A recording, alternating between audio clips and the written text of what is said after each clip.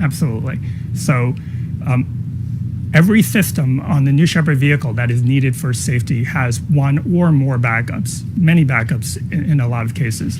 So let me give you some examples. So we've already talked a lot about the escape system, and that will activate, if in case there's something wrong with the rocket, it will activate and propel the crew away and land safely. We've talked about the parachutes. There are 3 parachutes.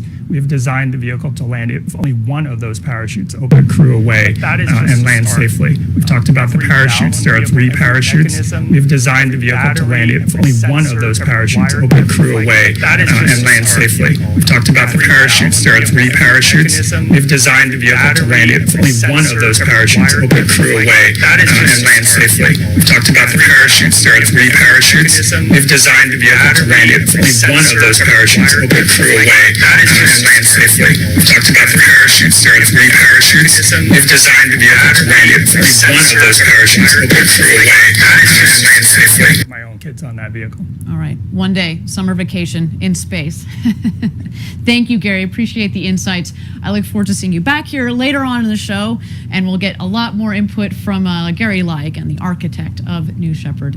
And with that, let's take a breather, check out New Shepard on the pad as we take closer to first human flight.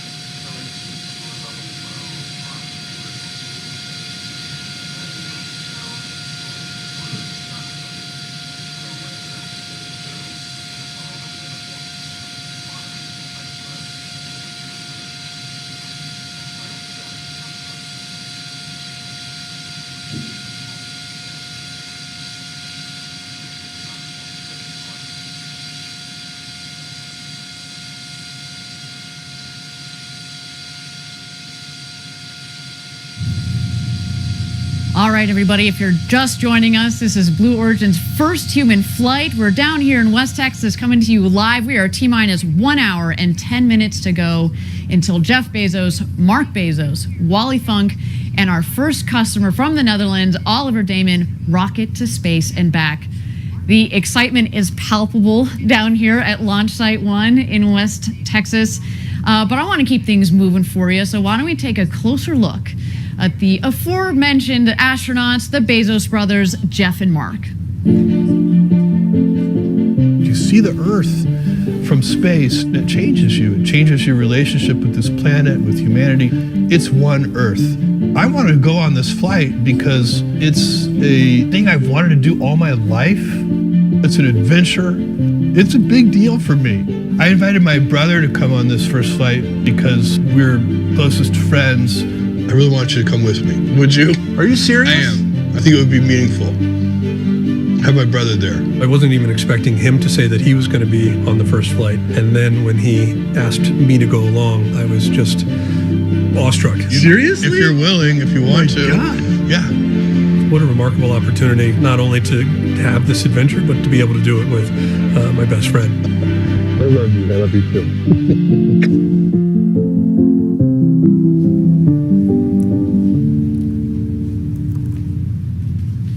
What a cool story. Brothers sharing this historic experience together. Now, Mark has been part of the Blue Origin story from the very beginning. He's been with us every step of the way, and we're so excited to see him on this first human flight. You're taking a lot of us up there with you, Mark. But we're not stopping there. Second human flight and beyond are already in the works. And you know, since the auction on June 12th, I've had the good pleasure of speaking on the phone with many of the participants from the auction who now have been quickly filling up seats for the next several launches. Sales are open, everybody. If you're interested, send us an email at astronauts@blueorigin.com. And we're planning 2 more flights this year, and as we said, many more to come in the years following. Folks, this is an authentic rocket ride. You're in the crew capsule, launching 100 kilometers up over the Kármán line, the internationally recognized line of space, and safely back to Earth. And what a crew capsule it is. Let's take a look. For your once-in-a-lifetime journey, you will travel past the boundaries of Earth's atmosphere and into outer space. Featuring windows that comprise 1/3 of the capsule's surface structure, the largest windows ever in space, you'll have a view of the curve of the planet and the vast darkness of the cosmos.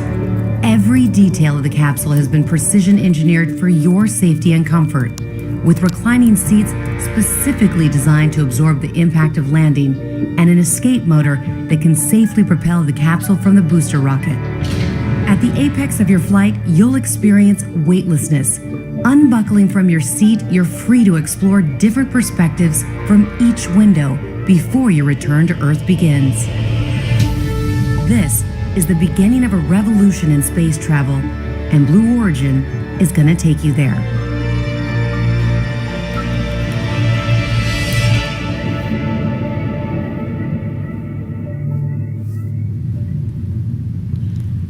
So yeah, our crew capsule is pretty sweet, very spacious. I should note that that crew capsule has 10 times the volume that Alan Shepard had on his flight to space. And of course, you notice those big, beautiful windows in comparison to poor Alan, who just had essentially a little porthole to look out of.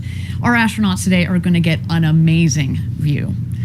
You know, today, as we mentioned, is just the first of many flights to come on New Shepard for that capsule. And let me tell you, as somebody who was at the recent live auction for the very first seat on today's rocket, people want to fly to space. We had nearly 7,600 people from 159 countries registered to bid, huge global interest. And it was just incredible to be in the room when the winning bid was called at $28 million. All that money went to Blue Origin's Club for the Future. It was truly a stunning day, for which we are extremely grateful and extremely humble. Now, for those of you that are less familiar with our Club for the Future, you might ask, what is Club? Club for the Future's mission is to inspire younger generations to pursue career in STEM and to help invent the future of life in space. The club and its collaborators are doing this in many ways, like sending student postcards to space on New Shepard and back, sending them, posted them, flown in space, of course. They've also been establishing space-focused curricula and providing access to space on Blue Origin rockets. And just last week, Blue Origin decided to spread the love. Blue Origin and Club for the Future announced that these 19 nonprofit organizations you see on your screen here will each receive $1 million from the $28 million. Incredible to see all of that money being used to help get the next generation excited about space. Why don't we take a closer look at Club for the Future, what it is, what it's doing, and where it's going. It's my generation's job to build the road to space so that the future generations can unleash their creativity. And one of the things that we have to do is inspire young people to build the future of life in space. We're from Blue Origin. We are going to be sending some postcards to space. The Club for the Future ask K-12 students to send us postcards with their dreams of the future. Mine says the future is only a tomorrow away because if we build the future, we have to do it a day at a time. That's really poetic. That's really cool. We're going to send those postcards to space in New Shepard. And then we're going to bring them back and mail them back to you. Let's take a look at some of these. These are fantastic. What a great drawing. It's time to verify. Nice. That's beautiful.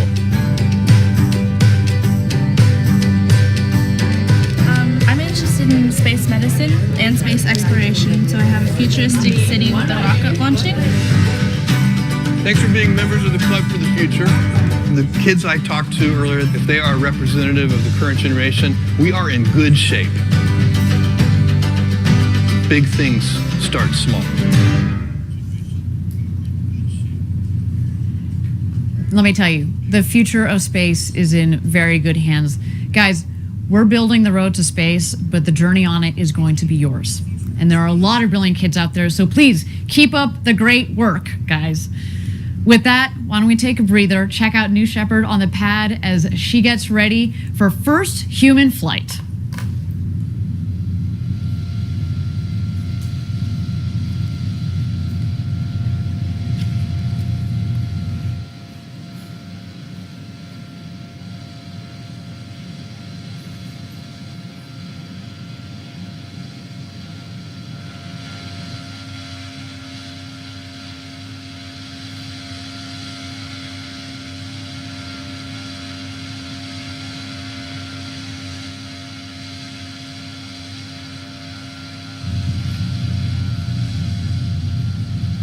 All right, thank you again, everybody, for joining us live from West Texas. We're here at just 1 hour and 2 minutes to go until launch. We are quickly approaching our first live glimpse of today's astronauts. They're going through their final preparations with crew member 7 before exiting the training center and heading out to the launch pad in their Rivian trucks. And now, crew member 7 is a role that gets its name from the New Shepard program. Though today's flight features 4 astronauts, future flights will take use of all 6 seats in the crew capsule. And crew member 7 is just that, the 7th member of each astronaut crew. Now, it's a 2-person role, and here's some footage, in fact, of Kevin Sprague and Sarah Knights, our current crew member 7s. We'll have that for you in a second here. So Sarah and Kevin don't go to space themselves, but they're critical team members that stay with the crew every step of the way, including as voice of mission control to the astronauts during the flight. So it's basically like they're in the capsule with our crew. And you're gonna hear on today's flight, Sarah as Capcom or capsule communicator. And as I mentioned earlier, I've gone through astronaut experience training, and I can tell you the crew member 7 roles are essential. Kevin and Sarah met me as well as the rest of the crew that I had during training the evening that we arrived in El Paso, Texas, and we were in great hands, in their incredibly competent hands from the beginning to the end of our journey down here in Texas. So a special thank you to Kevin and Sarah for holding it all together for our astronauts. Now I want to introduce you to another critical member of our Team Blue, Audrey Powers. In her new role as the Vice President of Mission and Flight Operations, she recently joined us here at the desk for a chat about what it's like to arrive at this very special moment. Audrey, it's so great to have you here. You've been so important to the development of the company and this rocket, and I can only imagine, how are you feeling today? I'm feeling very, very excited. Yeah? We had an amazing flight readiness review yesterday, and the team is just so pumped. Awesome. Yeah. Well, so this is not the first time our viewers have met you. On the last flight, you were one of our, what we call astronauts, spelled ASTRONOTS. Yep. What was that experience like going through the training and being one of the astronauts?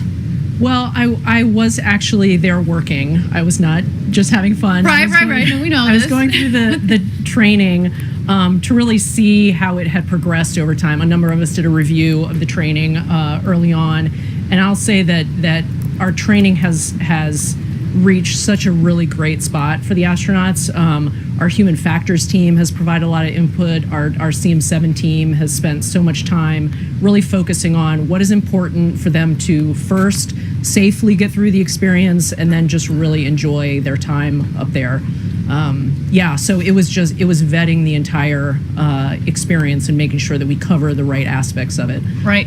So I also got to be an astronaut, but I didn't get to do the next kind of critical step, which is getting inside of the capsule on top of the rocket when it's fully fueled, fully loaded, like we did during our last launch and last webcast. You were one of 2. You and Gary Lai went in there. What was that like when you went in there and the hatch was closed? What is that feeling like? Yeah, the entire tower operation of Astronaut Load was just a very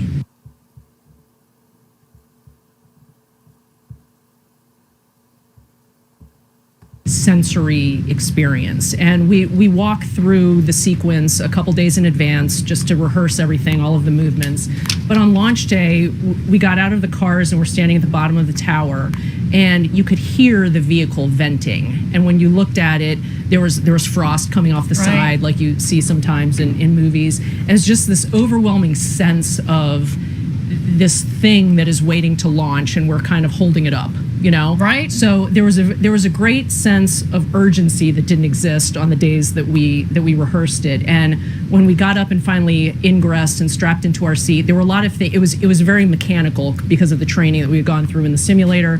And we sat down and strapped in, and it wasn't until then that you're waiting for the crew to do the checks and empty out the cabin of the various equipment that you kind of look out and you realize like how high up you are, where you are. Yeah, and you could feel the vehicle swaying a little bit on the launch mount, like that rocket is ready to launch. And when it closed, I remember thinking before, like, oh, I'm going to have all these clever things to say to Gary, you know, because we've worked together for so long, and like I couldn't think of anything. It was just like, I want to go so badly, you know, like can you lock the hatch from the inside? We were wondering if you guys were going to do a little stowaway situation. Sorry, there are cameras. I know. Saw you. Yeah. So it was just this really rich sensory experience being in there from all angles. Yeah. Well, so you are now head of New Shepard Flight Admission Ops. Mm-hmm. What does it feel like this day that we're actually putting people on board and we're closing the hatch and we're keeping the people in the capsule to go to space and back? What does that feel like? Well, we've spent, in recent weeks, we've finalized a years-long effort called our Human Flight Certification Plan. And it culminated in an extensive review, over the last month with external reviewers, and our FAA partners were involved. And it was the culmination of the entire program, you know, years of work on this program. And I was so struck by how much work has gone into this across the years and across the disciplines, and the people in that room kind of finalizing all of these check boxes. It was just an overwhelming sense of the history that we had collected of this program.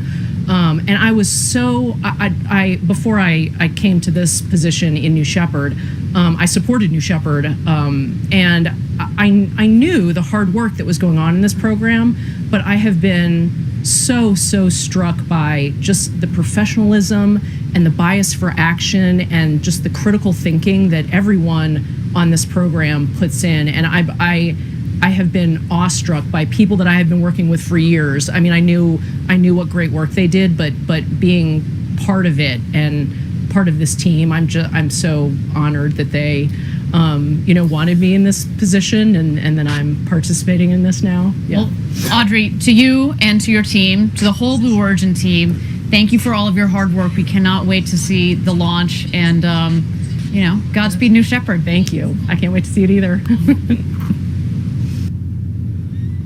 Audrey offers such great insight into New Shepard. She's also a pilot herself. Oh, and the chair of the Commercial Spaceflight Federation. She's had an incredible impact on space legislation and policy in some major ways, as well as a major impact on Blue Origin. So thank you to Audrey. She's kind of busy today, so we're very proud to have had her on stage just a couple of days ago. All right, we're at T-minus 55 minutes to go until launch. Let's go ahead and check out New Shepard as she gets ready for her flight today to space and back with our first human flight crew.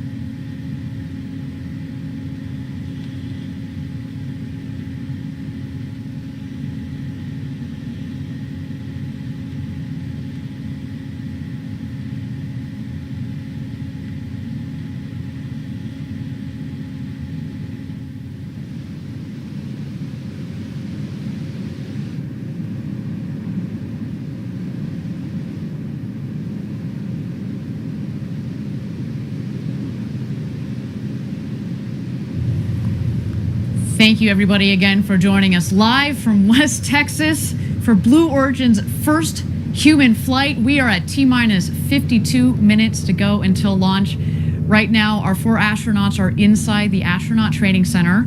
We are waiting for them to exit to get in the Rivians, and then we will be waiting for a go for astronaut load-in. I can already hear the helicopter above that's going to be following them on their way out. Now, that astronaut training center, what we have in that training center is basically it's a classroom, but I'd say the centerpiece of it is a beautiful crew capsule simulator. And it's a really cool simulator. Some of you may have seen in the past, we've had a mock-up that we've been able to take to various events. But the simulator that's in the astronaut training center is kind of a step above, a step beyond, because in it, we are able to simulate the sounds, the vibrations, the full crew screen and alert system that we have for every single seat. And so during the training, you spend a lot of time, of course, understanding, with crew member 7, understanding the general New Shepard system, all of the procedures, ingress, egress, and getting to know the Blue Origin team, but you do spend a lot of time in that crew capsule. And as mentioned, we go through these simulations of the flights and of all sorts of different scenarios so that our astronauts feel comfortable, as we said, so they can sit back and kind of enjoy the ride, enjoy this incredible experience. They've got these huge windows right next to them. We want them to be focused on that view, focused on feeling the G's as they come on. You know, you're in these beautiful, nice, soft, reclined seats that disperse the G's.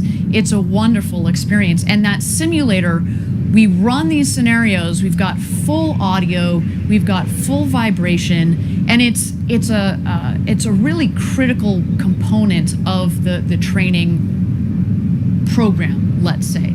Now, we also, of course, we will take them out to the pad the day before launch. We want them to walk up the crew access tower.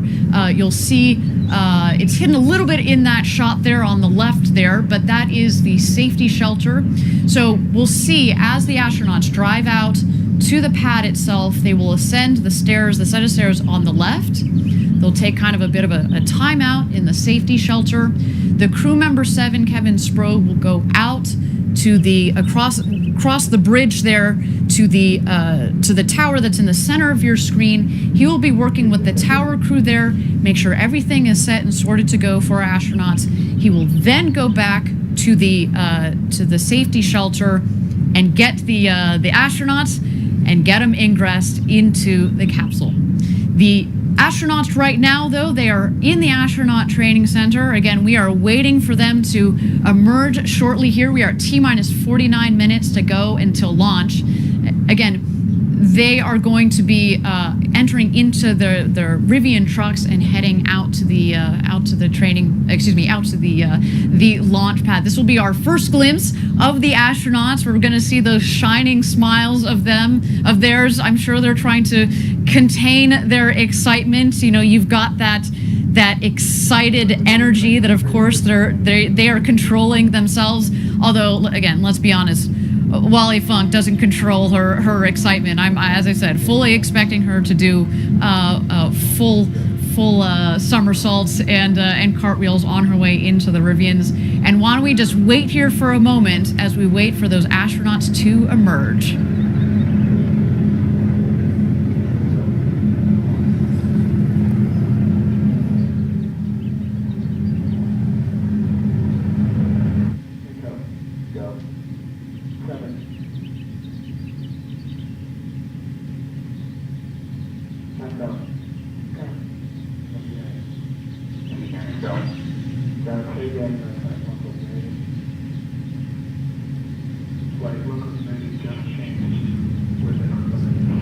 Thank you again, everybody, for joining us live for New Shepard's first human flight. We are waiting for our astronauts to emerge from the Astronaut Training Center.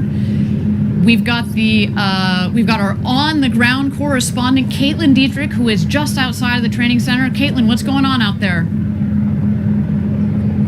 So you can really feel the energy start to build now. We just heard that everything's continuing nominally towards launch. The countdown is moving forward.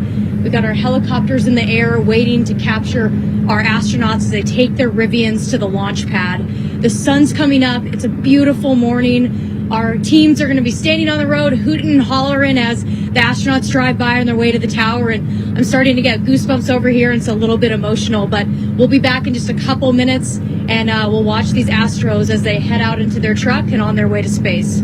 Fantastic. Thanks, Caitlin. We'll send it back to Caitlin in a moment here as we wait for those astronauts to emerge from the Astronaut Training Center.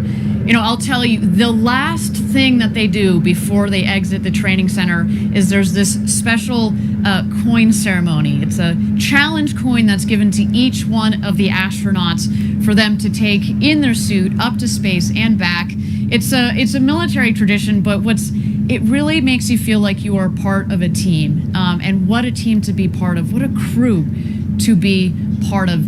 Only New Shepherds astronauts are going to be able to get these coins. You only get the coin if you get to go up to space and back. And these astronauts, again, have completed their training, and they are ready to become the next set of international astronauts. So again, we're waiting here for just a moment while we wait for the astronauts to emerge from the Astronaut Training Center.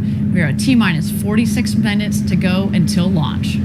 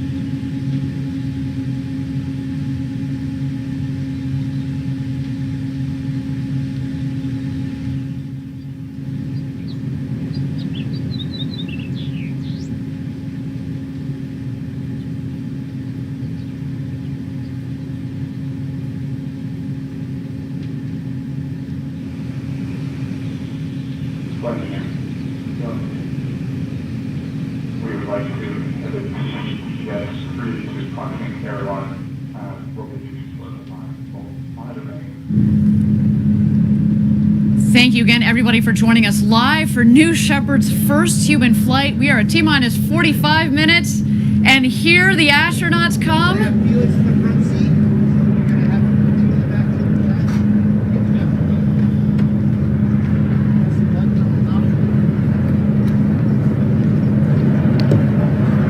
There you see Jeff Bezos in the foreground, Oliver Damon stepping into the Rivian.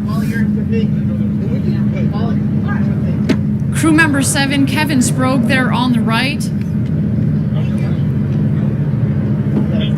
as well as Wally Funk. What a moment for her. At the age of 82, she will become the oldest astronaut to have ever flown into space.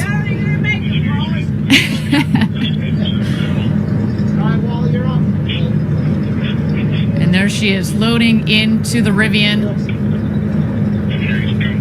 Wally was part of the Mercury 13 program back in the 1960s. The program to train women to go to space that ultimately was canceled, but now it is her moment. Today is an incredible day for her.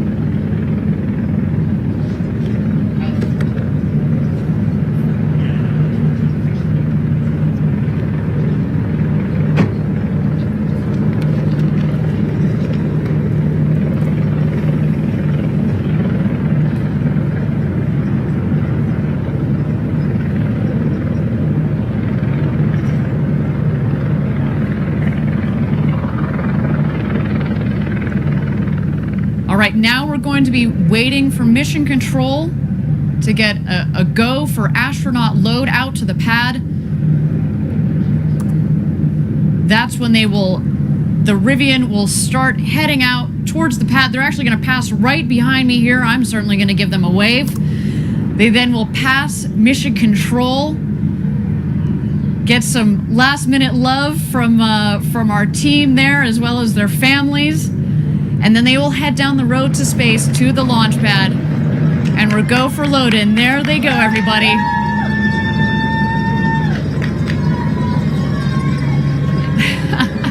What a moment. You can probably hear our team already losing it down here. We are super excited. And there they are. High fives from everybody. What an incredible moment. They're coming over here just behind my right shoulder.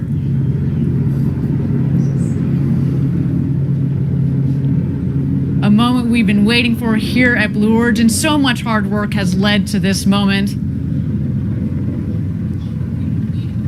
How exciting. Wally Funk, the Bezos brothers, Oliver Damon, our 4 crew members are heading out to the launch pad. There they go. See you guys. Oh my gosh, they are in for the flight of a lifetime.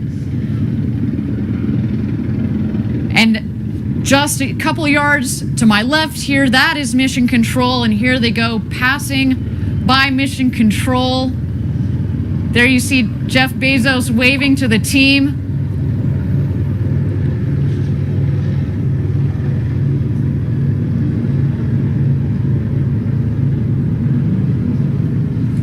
They're going to hang a left there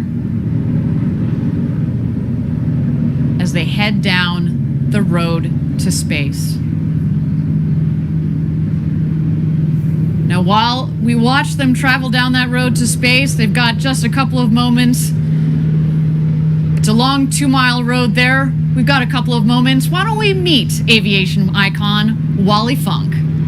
You're in zero gravity for 4 minutes. You come back down. We land gently on the desert surface. We open the hatch and you step outside. What's the first thing you say? I will say, honey, that was the best thing that ever happened to me. I've been flying forever, and I have 19,600 flying hours. I have taught over 3,000 people to fly, private, commercial, instrument, flight engineer, airline transport, gliding, everything that the FAA has, I've got the license for. And I can outrun you. Back in the 60s, I was in the Mercury 13 program. They asked me, do you want to be an astronaut? I said, yes. They told me that I had done better and completed the work faster than any of the guys. So I got a hold of NASA 4 times. I said, I want to become an astronaut, but nobody would take me. I didn't think that I would ever get to go up. Nothing has ever gotten in my way. They said, Wally, you're a girl, you can't do that. I said, guess what? Doesn't matter what you are. You can still do it if you want to do it. And I like to do things that nobody has ever done. We're going to fly you up into space on the very first flight. That's your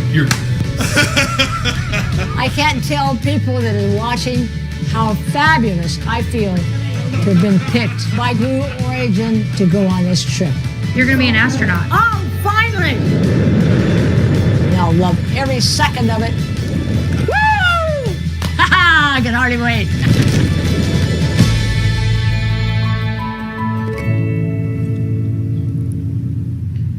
We are just so thrilled and frankly honored to help Wally Funk finally realize her dream of going to space. Now, recently I was lucky enough to spend a couple of moments with her right here at the desk. Why don't we take a look?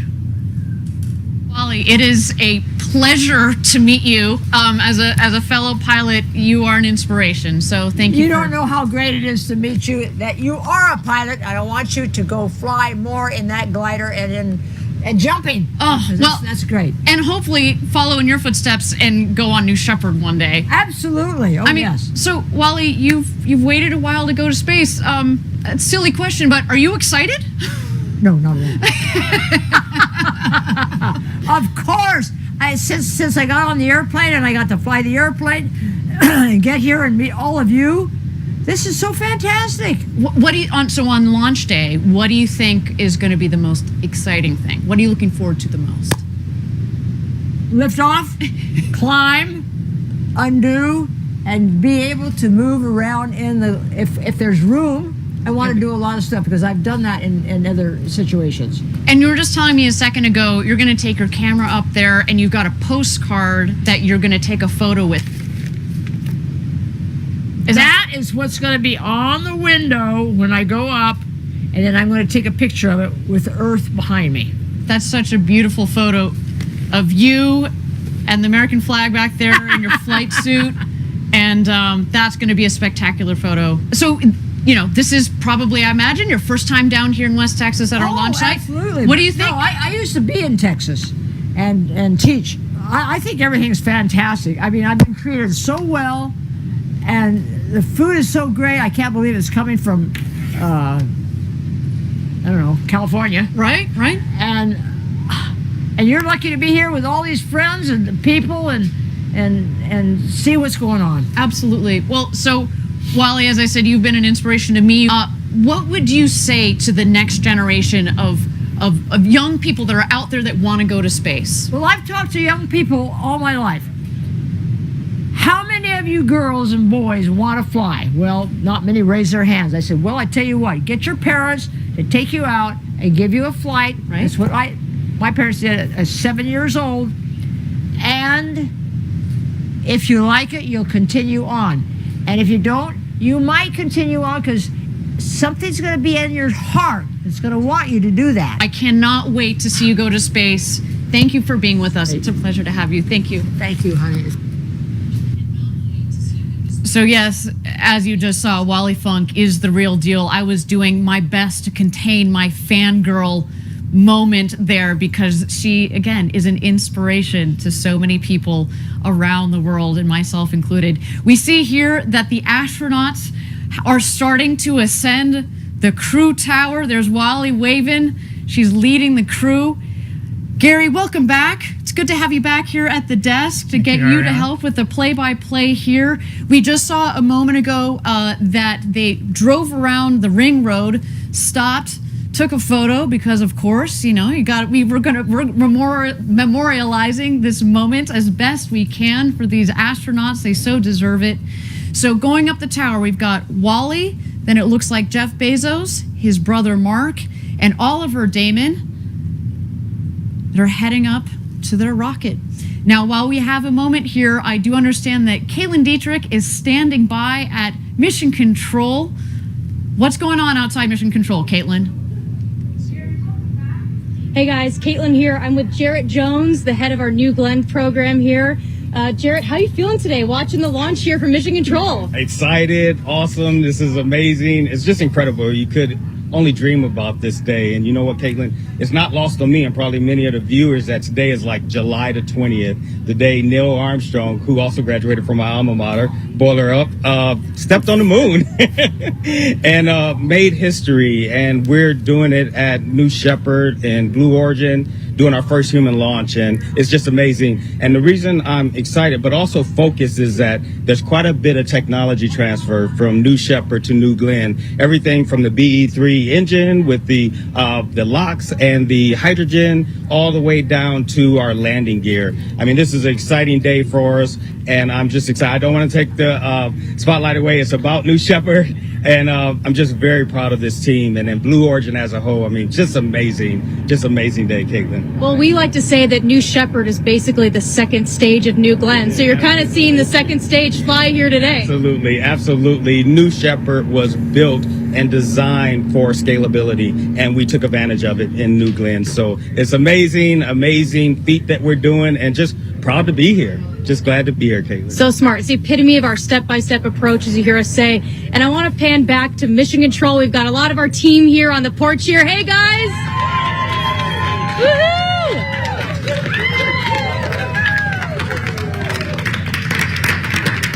We are so excited. We saw the astronauts fly by here just a second ago. And right in that room is some of the world's most brilliant engineers flying this rocket today. And I don't know about you, but I'm starting to get a little bit emotional. So back to you, Ariane, and we'll see you after launch. Woohoo! Woohoo! Thank you, Caitlin. Enjoy the launch. Jarrett Jones, enjoy the launch. Everybody out there outside of Mission Control, as well as in Mission Control, enjoy the launch.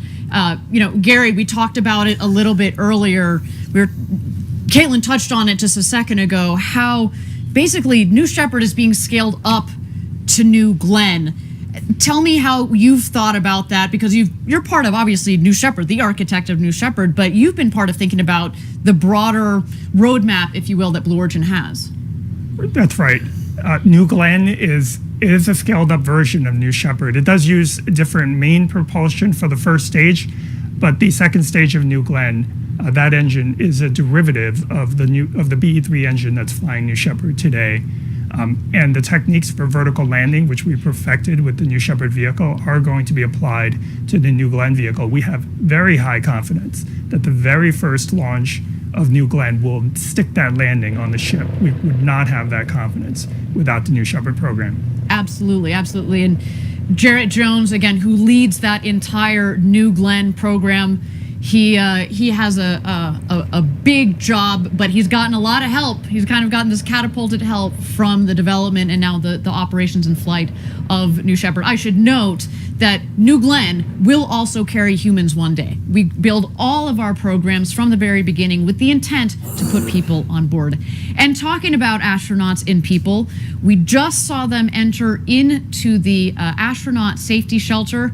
I would like to highlight one thing, which is, Wally was saying that she could outrun you. She was the first up those stairs and first in the astronaut shelter. So no lie. That Wally Funk, she's got quite a bit of energy.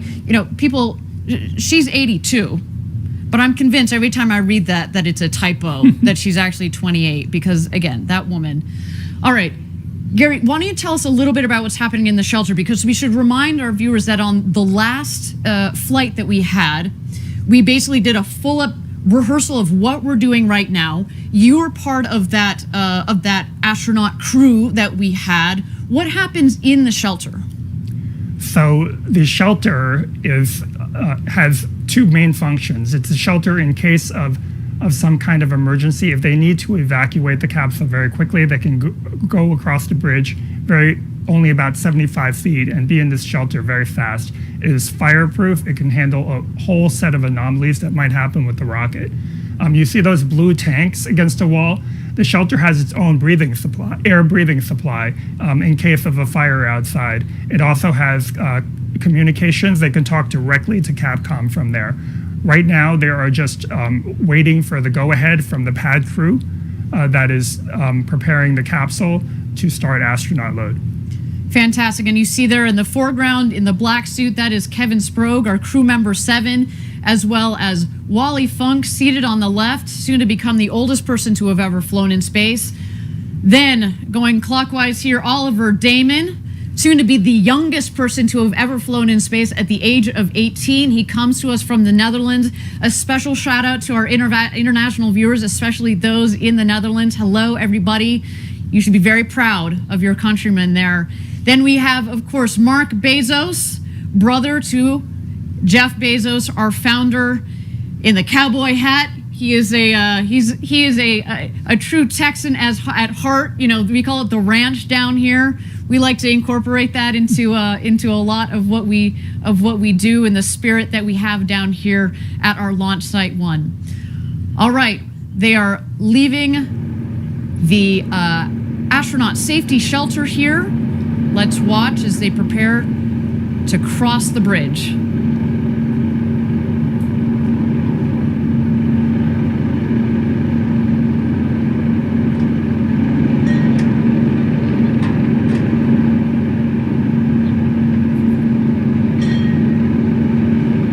What a moment. Jeff Bezos.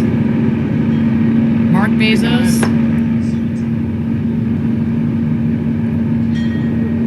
Wally Funk. And Oliver Damon. Ring the ceremonial bell. Making some noise. On their way to get into the crew capsule. Kevin, the crew member 7 that you see there in the black suit, he is now going to help them ingress, get into the capsule, get situated in their seats, and of course help them get buckled into their harnesses and go through any final safety checks before closing the hatch.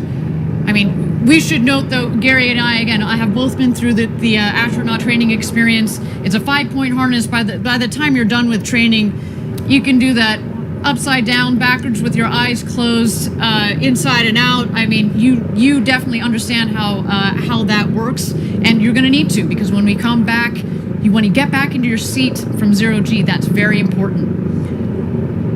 Let's watch here as they cross the gantry, taking some final photos. We've got our photographer there, Felix Koons, a brilliant photographer who's taken those beautiful shots of the crew that we saw earlier. And there they go, into the crew capsule. Gary, do you want to talk about the hosing and the piping that you see going into the hatch? So that is just a cabin environmental control system. While it's on the pad, before we seal the hatch, we want to make sure the air is fresh and air conditioned in there.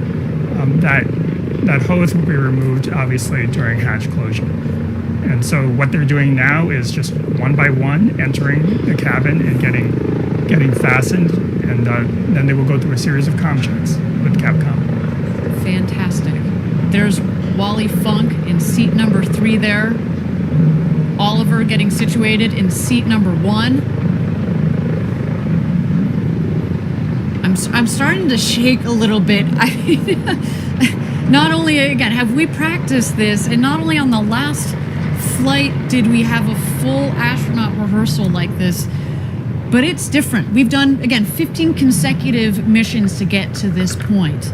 But it's so much different when you put people on board.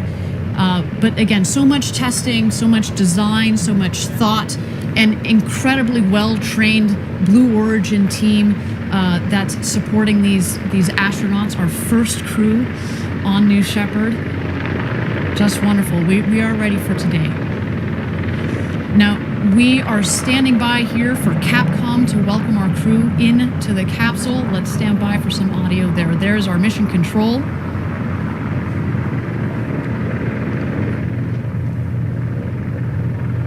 And Sarah Knights.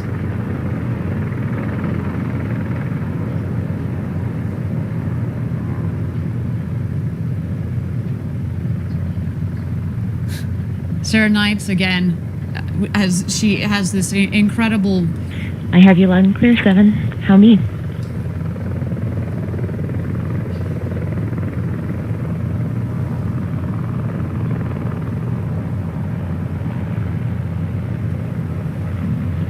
Here comes Kevin. Kevin will help you out. Here comes Wally. I can see it's jammed in there. Don't keep pulling on it. Don't come get it.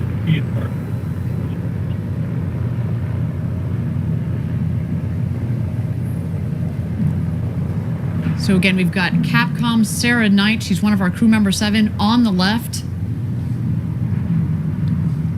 Our 4 astronauts are loaded into the capsule.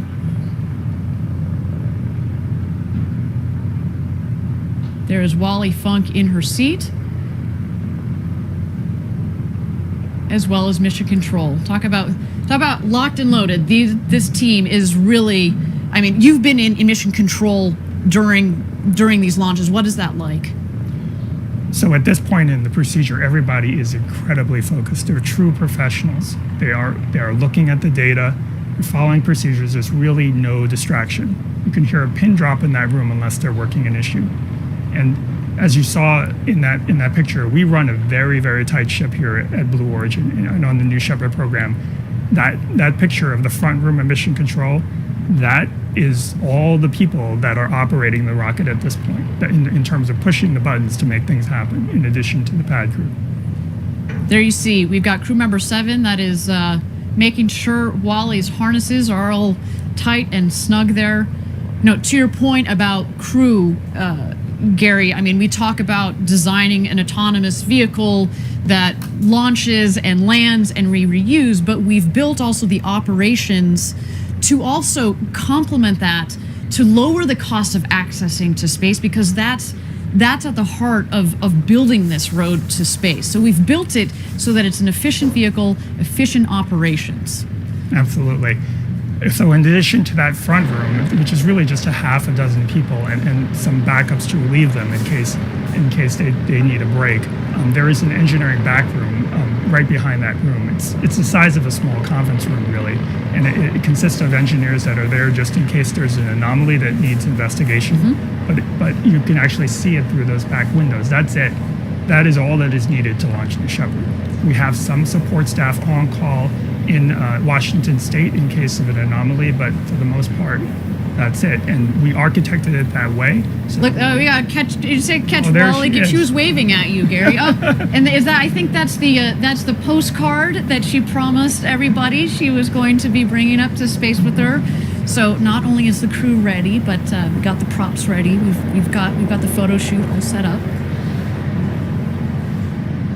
But getting back to the crew and crew operations that we've set up, as you said, lean and mean, but also, we talked about it earlier, in addition to the safety and critical to safety, are redundant systems, backup to the backup. And, we were talking about the team that we have back in Kent. So that is part of it. It's not just in, let's say the mechanical systems, the engineering that goes into the capsule, but from an operational standpoint, we've built that in from the very beginning.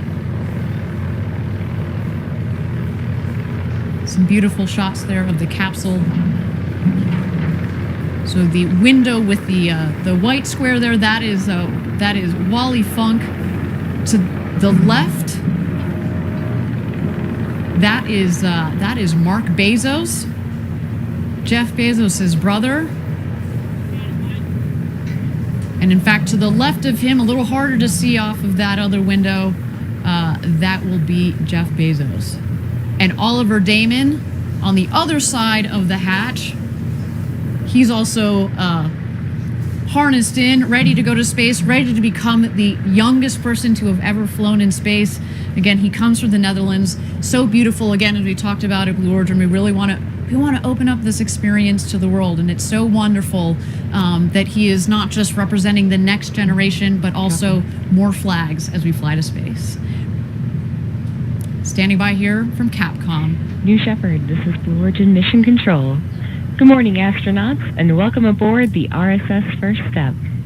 Let's get things started with the comm check. Astronaut Oliver, how do you read? Astronaut Oliver, how do you read? Blue Control, Astronaut Oliver, loud and clear. Copy. Astronaut Wally, how do you read me? Wally, push the button and answer. Push the button until you're good. Wally, loud and clear. Copy, Astronaut Wally. Astronaut Demo. Blue Control, this is Astronaut Demo. I have you loud and clear. Copy. Astronaut Bezos. Blue Control, Bezos. I reach you loud and clear. Thanks for everything, Sarah. We appreciate it. It's my honor and my pleasure. All right, astronauts, we are at T-minus 21 minutes and counting. As we proceed, I'll keep you updated. For now, just sit back and relax. Fantastic, and there you heard it. All 4 astronauts are ready to go to space. They just had a quick comms check with Sarah Knights on Capcom, one of our crew member 7 there. You heard all 4 astronauts are jazzed. You know, Wally there was, I'm sure she's a bit distracted again. We've said this before. She has waited over 60 years from the days that she was part of the Mercury 13 program to go to space. That program to get women into space was canceled. But you know what? She is canceled no more, everybody. She is going to space. Such an honor to be able to help her realize this dream of going to space after so long. What a moment, what a woman that that really personifies perseverance and pushing through it. All right, and here we go. We are closing the hatch. Gary, do you want to talk a little about what happens when you close the hatch? Obviously, it's a pressurized vehicle. What does that mean with regards to closing the hatch there? So the hatch has a double seal on it. There are 2 sets of seals. So what they're going to do when they close the hatch to make sure it is properly sealed is they're actually going to pull a vacuum in between both of those seals and make sure that vacuum doesn't decay. And that checks the integrity of both seals. Fantastic. Now, I understand that we've got Caitlin Dietrich again on the ground. We've got an update from her. Caitlin, what's going on? She's almost ready. So let's hold off on just a moment for our update from Caitlin Dietrich. In the meantime, let's watch here as the tower crew continues to close the hatch, make sure that the pressure seals are all ready to go. There we see Mark Bezos giving the thumbs up. There's Jeff in the background waving. What an experience to do with your siblings, your best friend. What a day for this 4 crew. Gary, you we mentioned again that you have gone through the astronaut experience. You went through it. Actually, here we go. I think we've got Caitlin. Just a moment, Gary. Hold that thought. Caitlin, what's going on out there at Mission Control? Hey everyone, so basically we've actually left Mission Control, the porch, and now we're at what we call Fallback 3. It's on basically the entrance to the road to space. And right here is where the astronauts drove by. They went all the way to the tower. You can probably see it there in the very distance. Here we just closed the hatch and everything's looking nominal. And basically what's going to happen is once the capsule is under parachutes, we have a convoy here right behind us that's going to be racing out to get that hatch open and celebrate after their victorious flight to space. So that's what we're all preparing for here after their 11-minute flight. So we're pretty excited. Wonderful. Thank you so much, Caitlin, for that update. Gary, so you, as we were just closing out that question, so on the last one, you actually were in the capsule, right? You and Audrey Powers, who we talked to a little bit earlier in the show, were in the capsule when they closed the hatch. What does it feel like at this moment? It's actually quite tranquil. After the excitement and all the helicopters and ingressing and that adrenaline, you have a moment in the capsule now to reflect when the hatch is closed. It's actually pretty quiet. You've got hearing protection in just in case. You can still hear Capcom, but you have a moment to reflect. The fact that you're seated, reclined in a seat next to a window, directly next to a window that is so big, you can just turn your head and feel like you're floating right on the edge of the rocket. And then we've designed it that way so that when you are actually in space, you don't have to turn your head. You can look right out and have the sensation of actually being out. And it also kind of adds to the voluminous feel of the capsule. We said earlier it's 10 times the volume that Alan Shepard had on his flight, but it is big, and the windows make it look big. That light acoustic padding make it look big, and then once you're floating up there in space over the Kármán line in 0G, it kind of adds a third dimension to it. Yes, we wanted that spaciousness. We wanted that sensation of floating. Really, if we were able to do it, we would have made the entire capsule transparent.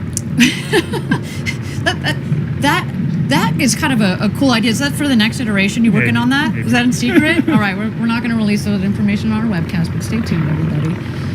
All right, we're going to toss it back to Capcom. I understand that we've got a special message from Christina Bezos, sister to Jeff and Mark Bezos.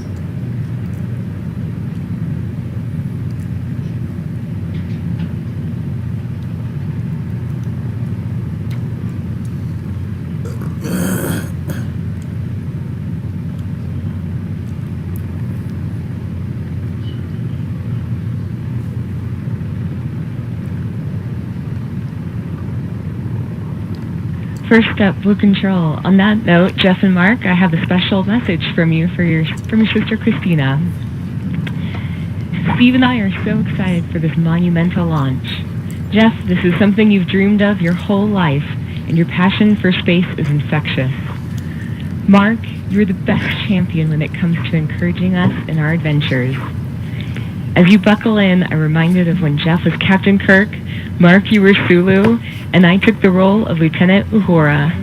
We would battle Klingons while firing torpedoes, all the while dodging in and out of traffic and praying that we make it to our destination safely. Mark, be prepared to fire those torpedoes if ordered to do so. Now hurry up and get your asses back down here so I can give you a huge hug. We love you, and Godspeed, New Shepard.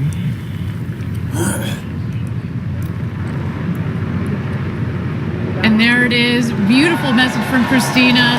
There is our Kent headquarters going nuts as they should. A big day for our whole Blue Origin team. It's early out there on the West Coast, but they wouldn't miss it for the world. Look at them. So amazing. Again, what a day for the entire Blue Origin team, for these crew members that are on board, for their families that are here, that have been supporting each one of these people's dreams to go to space. Just incredible. And, we are sitting here at T-minus 15 minutes to go until launch. We are in a brief hold here, but why don't we meet Oliver Dayton, one of those astronauts, again, our first, very, very first paying customer, and soon to be the youngest person to travel to space at 18. Let's see Oliver. I think it's the ultimate dream for so many people to go to space. I guess my first memories of space were Thunderbirds. I was a big fan of that. Watched every single episode there was. That was like the big thing with like the rockets and everything. Oliver, is this your first look at the vehicle? Yeah. It's so cool to go with this crew because Wally is like one of the best pilots ever and has such an amazing life story.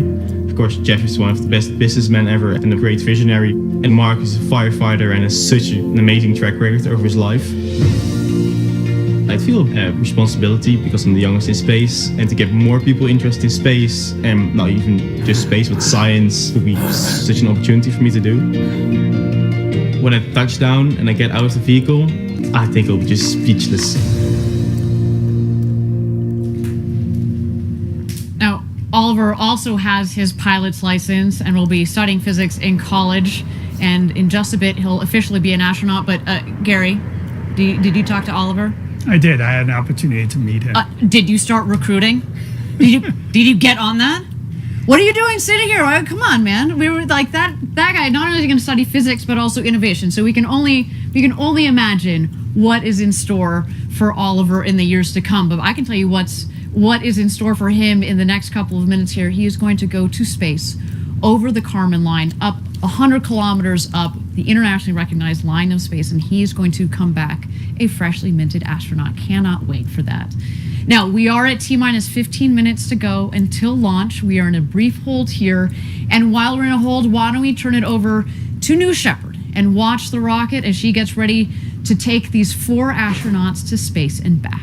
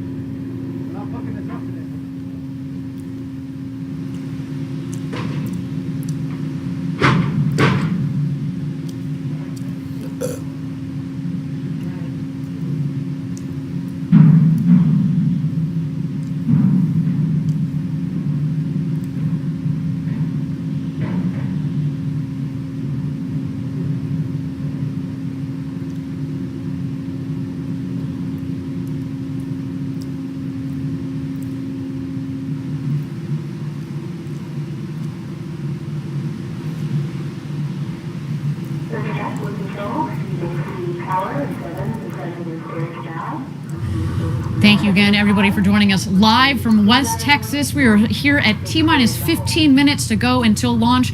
We are in a brief hold. We've got our astronauts that are loaded into the capsule. You saw there just a moment ago, we had Oliver Damon on the left, in the left window. To the right of the hatch is our founder, Jeff Bezos. Coming around him is Mark Bezos, and on the opposite side of the capsule is Wally Funk. And again, we're just here in a brief hold, but while we have a moment, let's throw it back to the pad and catch out some of those shots of our astronauts as they get ready for their flight to space and back this morning.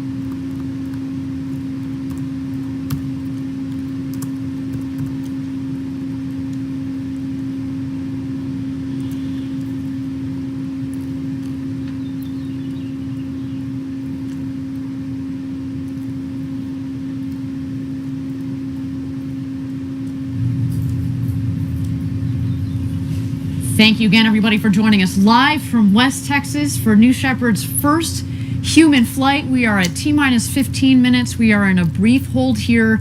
This is okay. I mean, to say, Gary, you can appreciate this. We spent years designing this rocket, months and months designing the mission. And if we need to take a couple of minutes more to make sure that the team is aligned, that we're all set and sorted, that our astronauts are happy, that the weather both on the ground and up aloft is within green zones, then we're going to do that. How do you guys think about holds when you're in mission control? What is happening right now? There's really two kinds of holds. There might be a hold while they investigate an anomaly, and very often that is not the case, though. There are sometimes holds just to catch up in the timeline.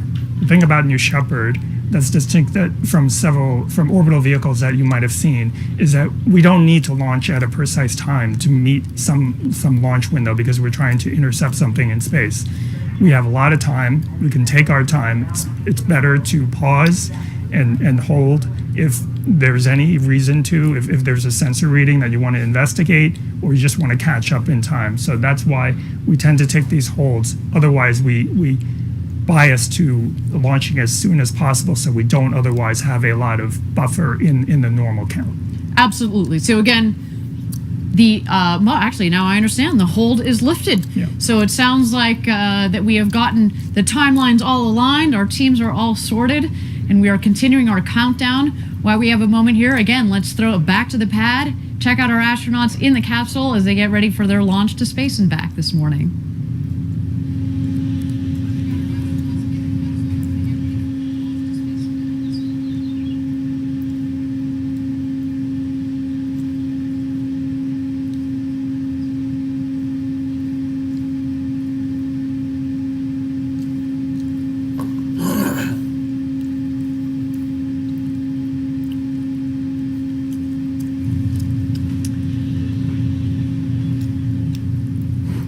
All right, everybody, we are at T-minus 14 minutes and 5 seconds to go until launch here.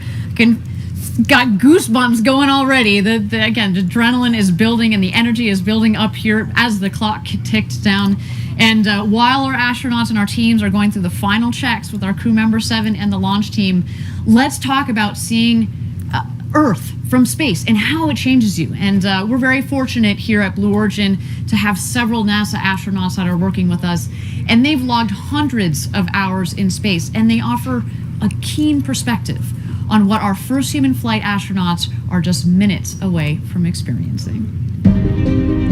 I find it's very interesting that people can look at a picture of Earth taken by an astronaut, but they don't get that change inside that actually being there in space gives you. It is one of those things that you kind of have to do. The perspective from space is a really fantastic one. You can see things that you never thought you'd see from Earth. It really can't help but change your life. It changes your perspective. Having that kind of an experience makes you feel smaller. You really do come back with a sense that the Earth is a closed environment. Everything we have here to eat, breathe, drink, it's all traveling together. And looking at the blackness of space and looking at the surface of the Earth and seeing that almost nothing separates those two. All of humankind is on this one small rock, protected by this thin, fragile little layer of air. It makes you realize that the planet is, in fact, a giant spaceship traveling through space that's home to 7 billion of us. And I think every astronaut who goes to space is changed by it in some way. They've actually documented a change in core values in almost all astronauts from before the flight to after the flight. And as millions and millions of people begin to get this experience, I think the knowledge on Earth and a different understanding about our planet will gradually occur. The experience of something that changes who you are on the inside, it's very powerful. It is so memorable and so unique that people walk away speechless.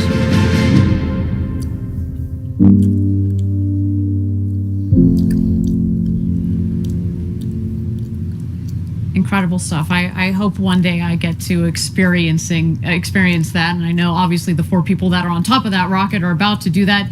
Gary, do you want to talk to us a little bit about today's flight profile, how they're getting up to space over the Kármán line and back home down here to West Texas? Absolutely. So T-0 is the time that we... Actually, Gary, if you don't mind standing by, I understand that we are ready for our go, no-go poll. This is the flight director. New Shepard is go for launch. Booster, commence symbol count. Wilco flight. Controller, strap UHF voice.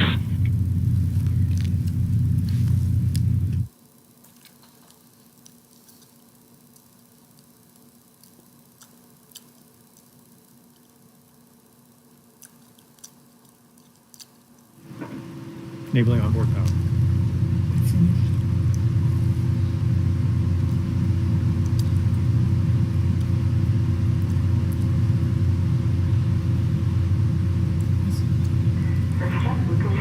All right, thank you everybody for joining us again.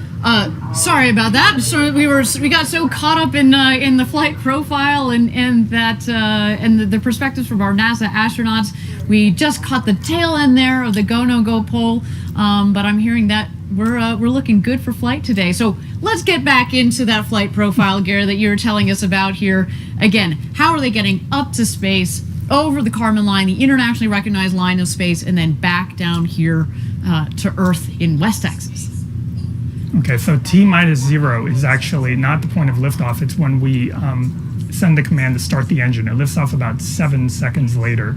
It will ascend for about 2.5 minutes and then shut off. It goes through what we call MECO, main engine cutoff. About 20 seconds after that, the capsule will separate, and that's when the fasten seatbelt light on their panels will turn off, and they'll be able to float around the capsule for 3 to 4 minutes.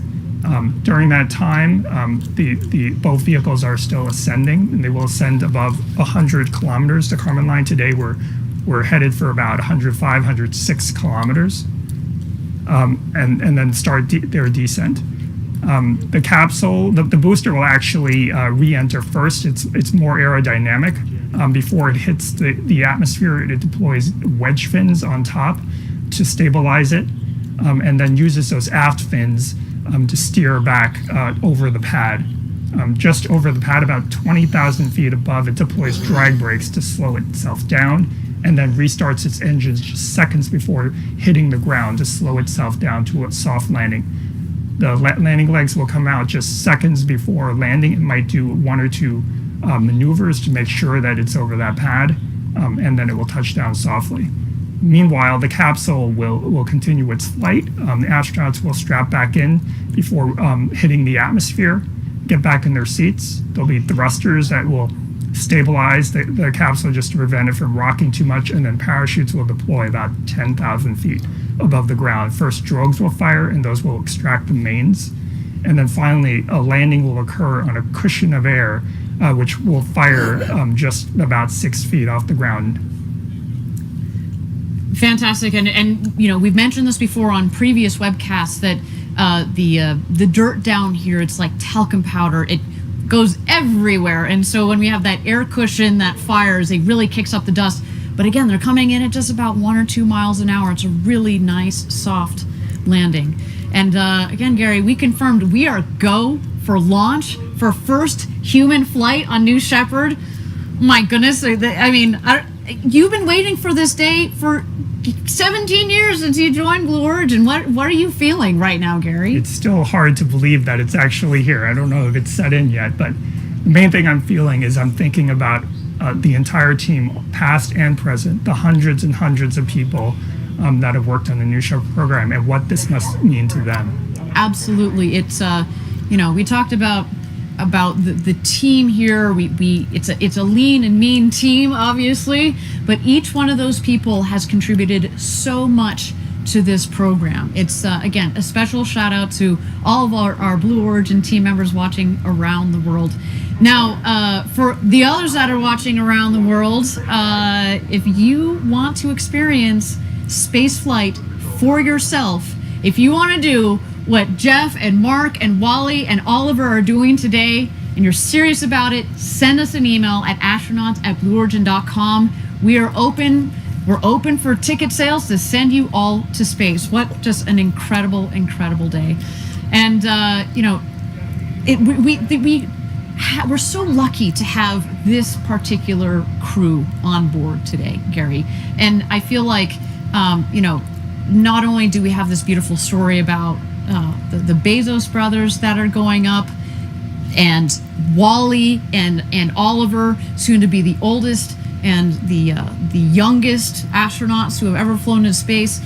Oliver, that's representing our international friends out there, taking the Dutch flag to space, you know. And then again, Wally, who has been thinking about going to space, well, her entire life, but certainly since the 1960s, and she was part of that program that got canceled, and she just kept fighting until recently we said, hey, Wally, why don't you join us for this first crew? And I can only imagine our future customers that are going to go on board. They're going to represent the world. They're going to represent many different backgrounds, and we certainly look forward to that. As we mentioned, we're going to have 2 more flights in 2021 for a total of 3, and again, many more to come in the future. And that is just fantastic. And I can imagine, again, as you were building the system, Gary, as you were thinking about, okay, this is not just a 1 or 2 flight, you know, operation with New Shepard. You've built it for a long-term program. We've built it to continue indefinitely and to take hundreds and hundreds of astronauts in the future. We hope to be into the thousands soon. And just think about that, right? There have only been about 560, 570 people that have ever been over the Kármán line, up 100 kilometers up over the internationally recognized line of space. And today we're going to add 4 more to that list, which is so cool. Yes, and someday in the near future, we will be over 570 just on the New Shepard program. Can you imagine? You're going to go up? Absolutely. You going to go up with me? Sure. You in, man? Awesome. Okay, we are T-minus 4 minutes and 20 seconds to go until launch. What an incredible moment. Let's check out New Shepard on the pad here. We are awaiting, the rocket is going to go into some last minute checks on the vehicle. At T-minus 2 minutes is when the vehicle, we throw the show over to her. It's all on her. It's an autonomous vehicle. But Gary, do you want to talk to us about what are some of those last minute checks that the vehicle is going through, and that we're going to see especially on our screen? Right, so as you mentioned, the last 2 minutes are auto sequence, and that is executed entirely by the vehicle itself through an automated checklist. You'll see a couple of things. There will be things that you don't see, such as sensor checks, pressure checks on the tanks, radio checks, all hundreds and hundreds of different checks will be stepped through in this checklist. But what you will see is the hydraulic system spooling up, which will wiggle the engine gimbal as well as the aft fins. They're not only wiggling those surfaces, but they're making sure that there's no stiction and they travel smoothly. Fantastic. And again, we are waiting to see that. You'll be able to see, as Gary said, you don't get to see all of those last minute checks, but we certainly get to see the aft fins. As Gary mentioned, those are the fins at the base of the vehicle. There are 4 of those. Obviously, they help direct the rocket both up and down. And then the engine will gimbal. That is our BE3 engine, the Blue Engine 3, 110,000 pounds of thrust. Liquid oxygen and liquid hydrogen are what are the propellants in the engine. It's not only a powerful and also throttleable engine. The throttle, I'll talk about the throttleability just here for a second. We throttle the engine back as it comes back to land, and that's what creates a nice soft landing, because as it comes in, of course, it's not filled with all the propellant that it had on the way back up. So if we throttle it back, kind of like an airplane, it comes in for a nice, soft landing. And you know, what a trip to space and back. Again, this vehicle, we've had 15 successful flights on. Again, we're looking forward to this 16th one, of course, a very special one with people on board today. T-minus 2 minutes, there we go. Bridge is retracting. The bridge is retracting. There's Oliver on the left, Jeff Bezos on the right. We are about to go to space, everybody.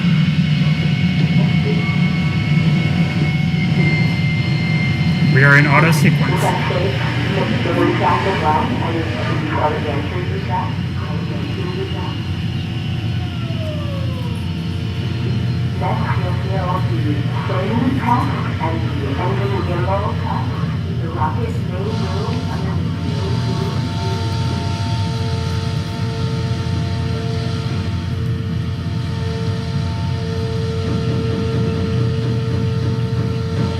Ariane, when that engine gimbal check occurs and that engine swings, they should actually be able to feel it in the cabin, because it'll sway the stack back and forth. There go the aft fin checks.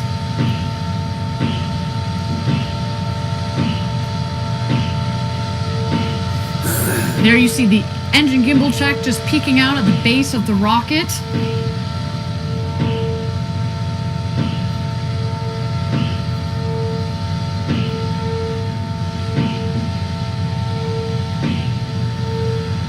All right, here we go, everybody. Thousands of people contributed years to this historic moment. Ladies and gentlemen, it's time for Blue Origin's first human flight. Godspeed, first crew of New Shepard. Let's light this candle.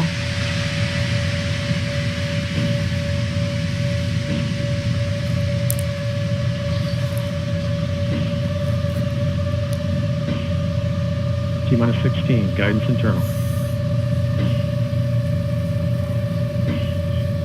T-minus 10, 9, 8, 7, 6, 5, 4. Command engine start. 2, 1.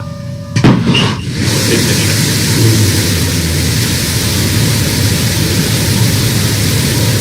We have liftoff. New Shepard cleared the tower. And New Shepard has cleared the tower on our way to space with our first human crew. Go, Jeff. Go, Mark. Go, Wally. Go, Oliver. You are going to space.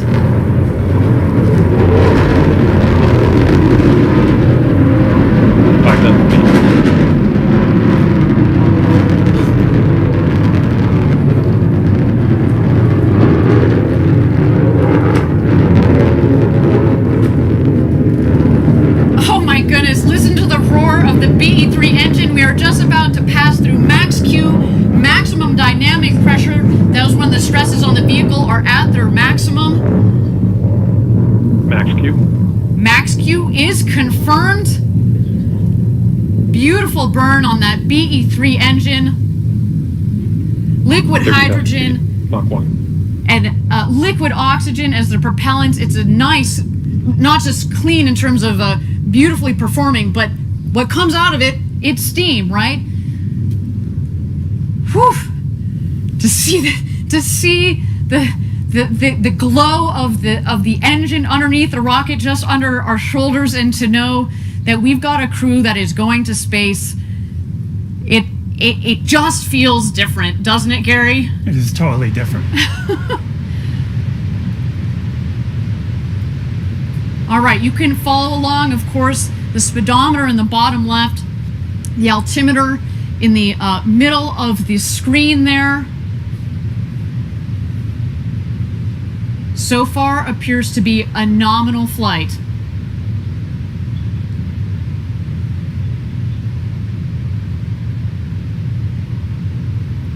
All right, coming up here on MECO, main engine cutoff. That will be followed shortly by separation.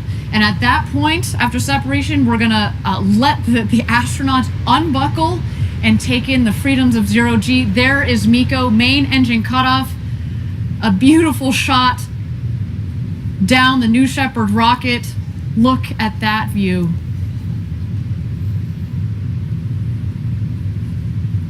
Unreal.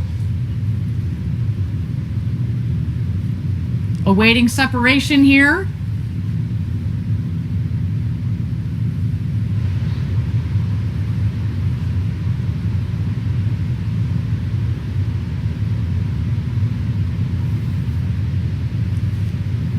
And here we are. You can start to see, stand by. You're going to see the separation of the capsule from the booster itself.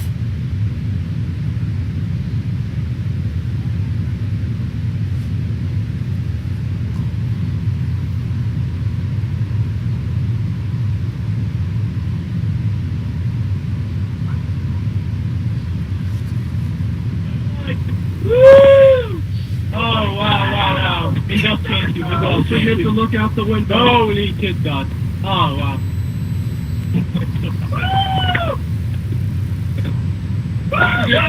Don't forget to get upside down.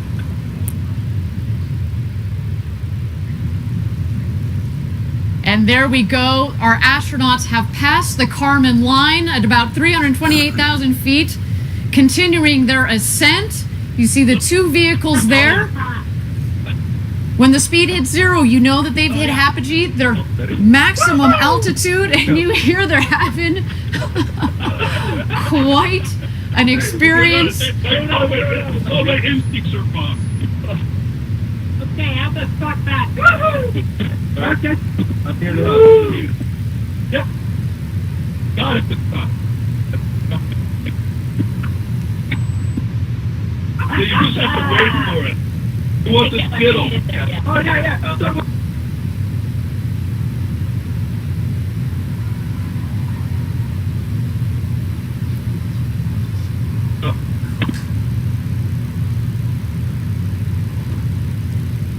Yeah! Well done! Here, talk. 1 minute warning. 1 minute warning. Go! Oh, sorry. It's right there. Oh, so good. Here, yep. Get that one? Got it. Now you have to work on this kill. Let's see if I can see the boost. Yeah, this Oh, yeah. Yep. Put it up there. I cannot. Oh, wow. You got to take a moment to do that. Okay, get in. We gotta get in.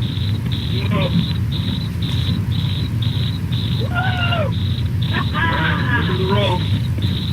Oh, Dad, look at this. It's dark up here. Oh, wow.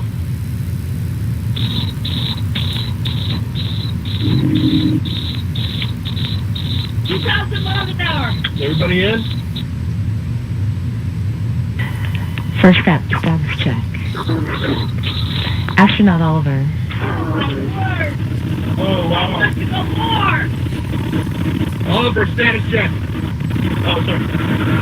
Blue Control, Oliver, status perfect. Indeed. Copy, Astronaut Wally. Wally. Blue Control, Wally is boosting. Copy, astronaut demo. Astronaut demo, in my seat. Copy, astronaut Bezos.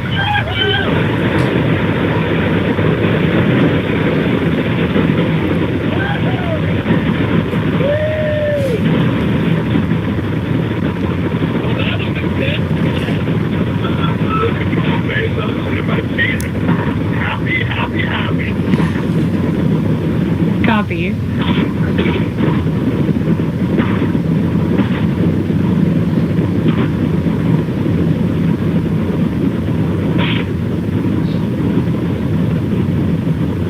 Thank you again, everybody, for joining us live for our first human flight on New Shepard. So far, a nominal flight. Our booster is about to return to its landing pad.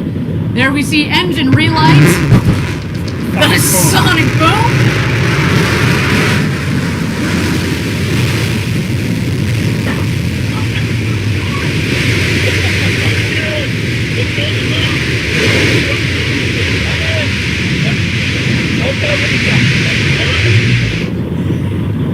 And booster touchdown, welcome back, New Shepard. A beautiful rocket that provided a beautiful flight to space. First up, your booster has landed. Booster landed. Blue Control, Bezos, that's great to hear about the booster. And there it is, our crew capsule with our 4 crew members on board. You have a very happy crew up here, I want you to know.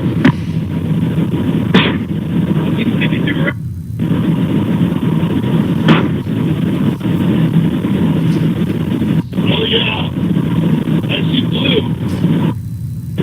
I see the big barn. Stand by drogues. Stand by drogues. Stand by main. Stand by main.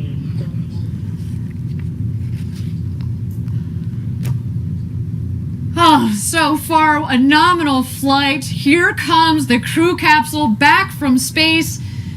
The drogues deployed. Here are the mains out, reefing and coming to full inflation. Our rocket went over Mach 3, and now they're coming floating back down at just about 15 or 16 miles an hour, about to join us home. Back here in West Texas after having gone over the Kármán line, the internationally recognized line of space. The world's newest astronauts. Gary, how you holding up, friend? I am speechless. Wow. And those big, beautiful windows.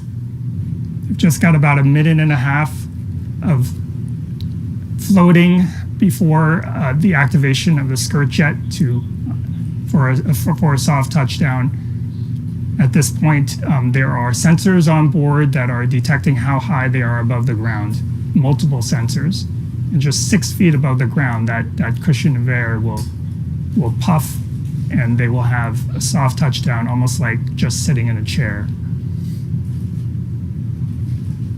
But I'm sure their adrenaline is pumping now.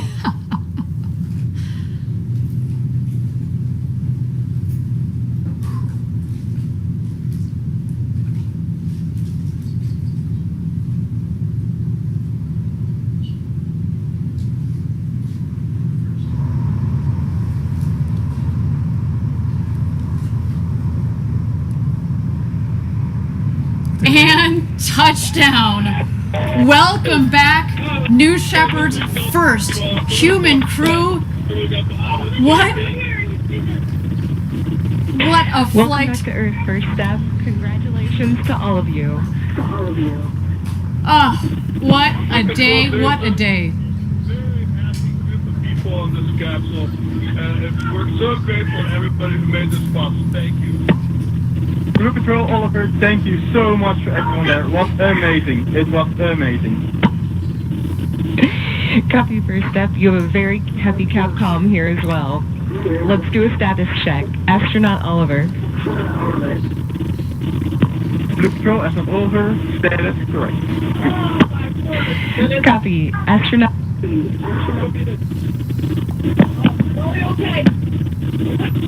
Copy. Astronaut demo. Astronaut demo, I am unbelievably good. Copy.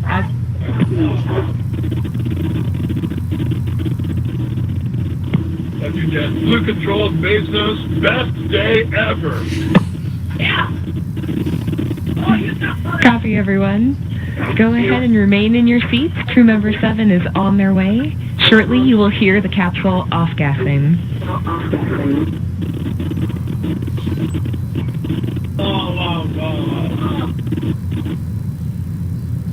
Did anybody have to start altitude or altitude? I didn't. We asked? No, they thought they did. We'll find out. It's okay. I had, my main mission was accomplished. I didn't kick anyone. That was only about 5 minutes. Yeah.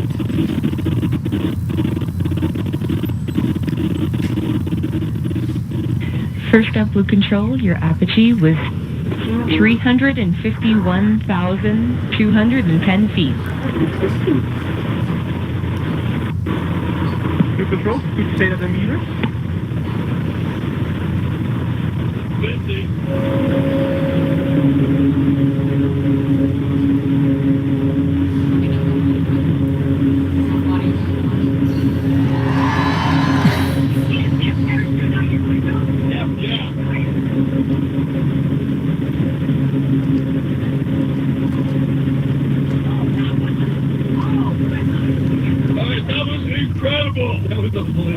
Wally, that was incredible! It was! I was thinking we were jerking it. It wasn't. No, I was the helicopters. I was surprised at how easy zero-G was. Yeah, it felt very, like, remarkably natural. It's like swimming. Yeah. Yeah, it's weird. It actually feels good. It felt... There it goes. Well, what a day. You can see our the world's newest minted astronauts there on board discussing their incredible flight of a lifetime up to space and back. Wow. Our team is now preparing landing safety operations. The recovery crew has already, minutes ago, has left the barn there to go open the hatch. You can see them there. They're arriving at the capsule in the Rivians. You can actually also see that the parachutes fell very close to the capsule. It means that there's not much wind out there. It was a beautiful, beautiful day. Not too shabby, Gary. What do you think? No, it was picture perfect. And it sounds like it landed pretty much exactly where we predicted. That's how they can get to it so quickly. They start moving even before it landed based on the prediction of landing. We used weather balloons that we launched throughout the morning, and that gives us a very good idea of where it will land, which is within 1,000 feet. What you're seeing that they're doing right now is Kevin Sprague, crew member 7, is just making sure everybody is okay and gives them a thumbs up. They're also grounding the vehicle. When you go into space, you could accumulate pretty significant electric charge. That's actually why we prefer that the astronauts not get out themselves, so that we can ground the vehicle of static charge, which can be quite strong. Excellent, and I think there that Kevin Sprague, our crew member 7, has given the thumbs up for all of our astronauts that are on board there. Again, Jeff Bezos, Mark Bezos, Wally Funk, and Oliver Damon. What an incredible day! You heard them on the audio. Best day ever. I feel like this is our best day ever, and we didn't even get to go up to space. I mean, what a day. Again, congratulations to the entire Blue team, our astronaut crew, and of course the friends and family of these incredible astronauts. They're just about to exit the capsule here. Let's wait for that moment. There you see Jeff in the window. Oh, there you are. Felix is up here. All right, guys, we'll do later.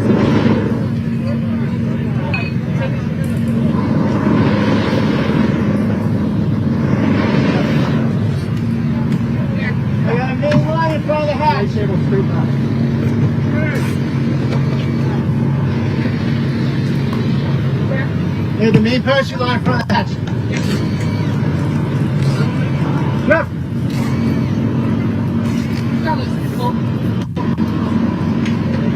Okay, take the flag, take the flag. You help on the bush? You're just moving one of the main parachute lines to make sure it doesn't snag the hatch when it opens. And there's Jeff. Thumbs up.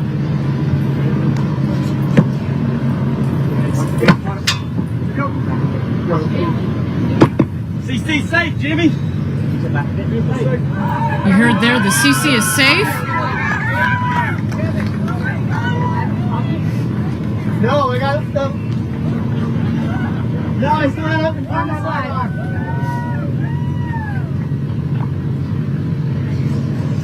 Confirm. Okay, go. You can go left. Go to the camera.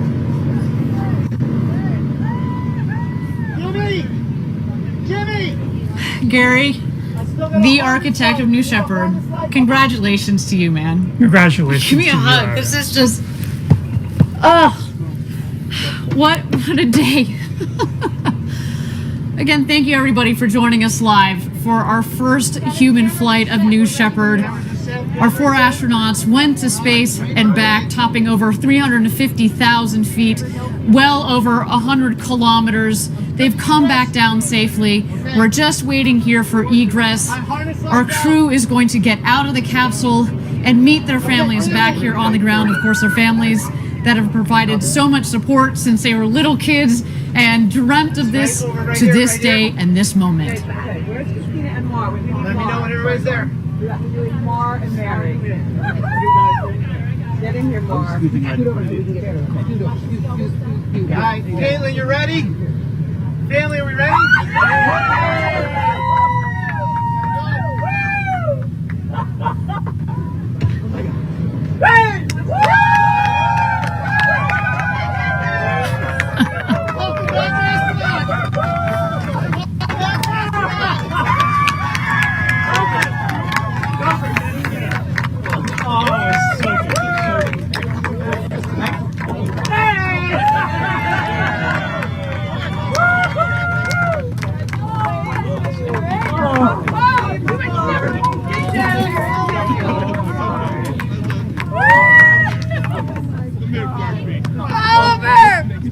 Congratulations! Congratulations! Your dad's been around. Oh my God! That's great. Congratulations! Woo! You gotta get up there, sweetheart. Oh my God! It was so great. What a day again here, a successful launch and landing of the New Shepard rocket and crew capsule with our first human flight crew there, Jeff Bezos, Mark Bezos, Oliver Damon, and Wally Funk. And their families there giving big hugs all around. What a moment, so much emotion from all of them. The elation. Did you see Wally? Did you see Wally when she came out? You know, this, I told you she was probably going to do a summer, cartwheel as she came out of that capsule. What an incredible, incredible day. Let's just capture a couple more moments of this. Again, space flight, so much engineering, so much objective, hard engineering, technical thought that goes into it. But when you put people on board, there's such an incredible emotional component to this. The time, the effort, the blood, sweat, and tears, you know this better than anybody else. Again, congratulations, Gary. Thank you, Ariane. And congratulations to the entire Blue Origin team. This might have looked easy today. It was anything but easy. To design a vehicle like this that is so safe that anybody can get on board. From Wally Funk, who today became the world's oldest astronaut at 82, to Oliver Damon, who became the world's youngest astronaut at 18. He joins us from the Netherlands. Again, big shout out to our viewers in the Netherlands. Congratulations. You should be very, very, very proud of your countrymen. I mean, again, and representing the next generation of people that are going to go into space. I mean, I can't wait to see what Oliver does with his future. I can only imagine. You heard him in the video. You know, he just wants to spread the love, spread the message. I can't wait to hear their impressions of the view from up there. And in fact, I hear in just a moment we hope to be getting a couple of impressions from our astronauts. We'll stand by for that there. You see the friends, the family. You see our CEO, Bob Smith, there. You see a couple of our other executives, of course, this crew safety team. Champagne. And it's champagne time, everybody.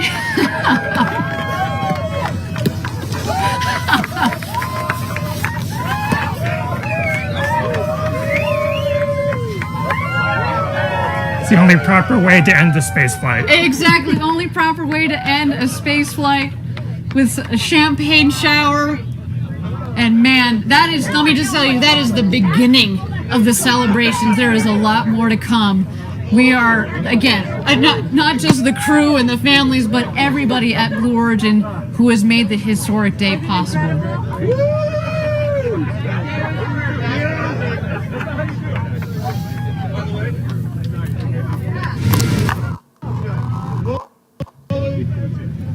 Oh, there's a big hug from Jeff to Wally Funk. The oldest person in space, you. That's so right. A beautiful moment there. Thank you.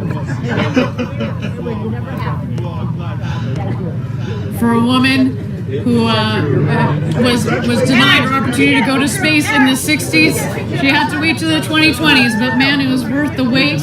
There you see the Bezos brothers hugging it out.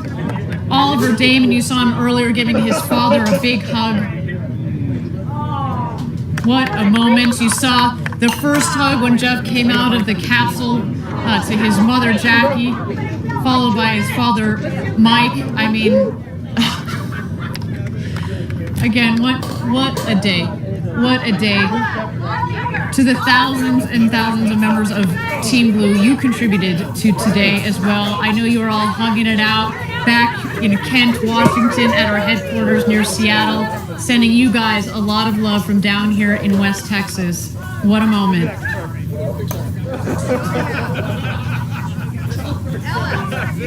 I imagine.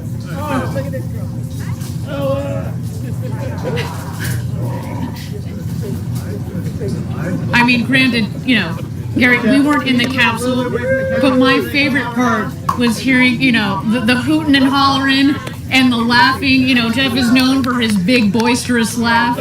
I mean, he's having the moment of a lifetime here, and you can only imagine as they were floating around up there. You saw them say, "Gosh, look at the views."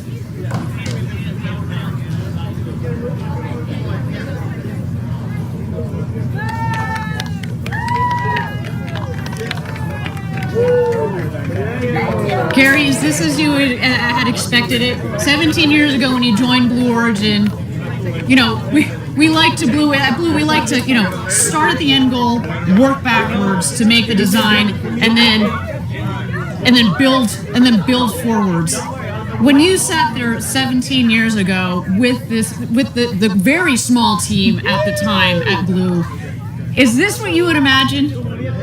It's certainly what we hoped for, but with the size of the team, when I joined Blue Origin, there were only 20 of us in a warehouse, and it would have taken a huge leap of faith to think that we could have gotten to this point, but we have. Just incredible. You know, I've been here 7 years. We were at 300, so man, you got me beat by a lot there. But you know, I can remember when I joined the team and we were talking about the moment, the day that we were gonna fly people.